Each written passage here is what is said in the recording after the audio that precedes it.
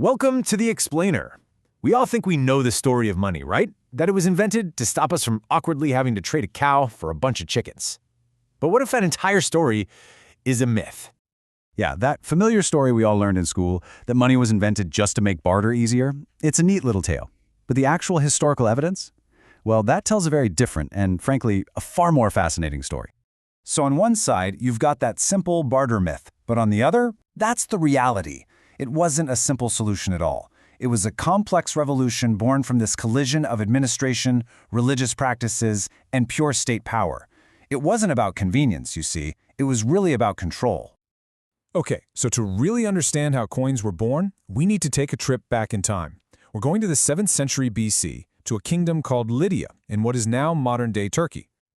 Now, Lydia's location was just perfect. It was right at a crossroads.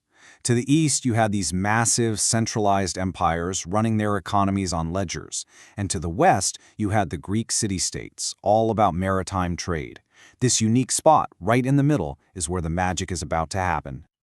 So in those big eastern kingdoms, palaces and temples basically ran the whole show. They managed huge resources, not with cash, but with credits and debits on clay tablets. But this created a problem. How do you pay outsiders, like mercenaries, who aren't part of your internal bookkeeping? They needed some kind of physical proof of entry, a voucher to represent the value on their ledgers. At the very same time, something similar was happening in religious rituals.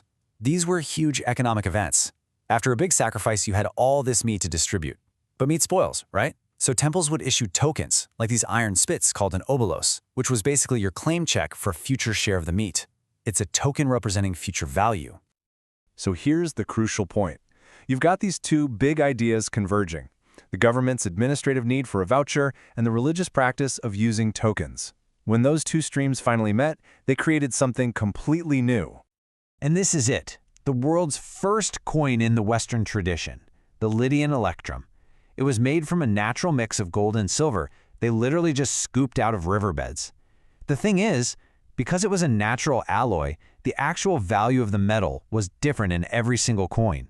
So if the metal content was all over the place, what made it valuable? Well, it was that stamp, the king's seal. That stamp was a guarantee that this little piece of metal was worth a certain amount. This is a fiduciary currency. Its value comes from trust in the state, not the metal itself. Sound familiar? It's the exact same principle behind most of the money we use today. But don't imagine people using this to buy vegetables at the market. No way. This new tool was inserted into a very rigid, state-controlled system of tribute and trade between elites. It was a tool for the state to standardize how it paid soldiers and collected taxes. But this early state-backed token was about to get a major technological upgrade, a revolution that would change everything. Around 560 BC, the legendary Lydian king Croesus, rich as Croesus, he figured out how to separate that electrum into pure gold and pure silver. This was a massive innovation. It meant he could create coins with a standardized purity and weight. And this right here was the critical pivot. Money transformed from a token that was valuable because the king said so into a commodity that was valuable for the actual metal inside it. Now, the coin could be trusted anywhere because its value was baked right in. And with this new, standardized, intrinsic value, money finally broke out of the palace and burst onto the open marketplace. The Greek trading cities in Ionia, right next door, saw this and knew it was a game changer. They adopted coinage to make trade easier and cheaper, and the idea just spread across the Mediterranean like wildfire. This all culminated in the famous Athenian owl. Backed by massive silver mines and a super consistent high quality, it became the ancient world's reserve currency. It was literally the US dollar of antiquity, used for everything from paying taxes at home to settling international trade abroad. So after all that, what does this whole revolution teach us about the fundamental nature of money itself? What is it really? Well, the philosopher Aristotle absolutely nailed it. He argued that while the metal, the matter, has value, it's the state, the law or form that defines it as money. It's the law that sets the standard. So money is always this combination of physical material and institutional agreement. And this just shows that money is a choice, a design choice.